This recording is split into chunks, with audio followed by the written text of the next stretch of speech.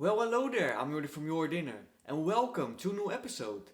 Today we are making a dish called Risi at Bisi. I love the name of it, but it's basically a risotto from Venice, Italy.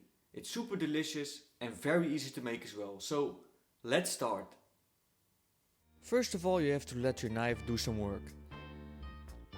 So cut up a clove of garlic and add one small onion. That onion made me cry real bad. Set it aside for now. You can use fresh stock or use a stock cube like I do. Put half of the green peas in the stock and cook them for a couple of minutes. Blitz them up with a hand mixer so you get a real nice green looking stock. Put a good amount of olive oil into a pan and slowly glaze the onions and garlic. Don't let them get brown. Cut up the fresh parsley and add half of the parsley to the pan as well.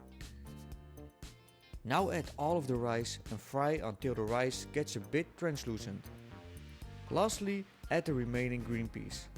Stir it together again. Now is the time to add the stock. Add enough stock so the rice is covered in liquid. Keep stirring until the rice has absorbed most of the liquid and add some stock again. Keep repeating these steps for about 15 to 20 minutes or until the rice is cooked. It should be a quite wet mixture. When the rice is cooked, remove it from the heat. Add butter and the freshly grated Parmesan cheese. Stir this around and don't forget the remaining parsley.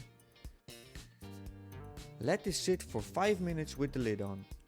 Now is the time to dig in. Put it on a nice plate and grate over some extra Parmesan cheese. Enjoy! That's it! I want to thank you for watching. Enjoy baking and cooking. Let me know down in the comments what recipe you want to see next.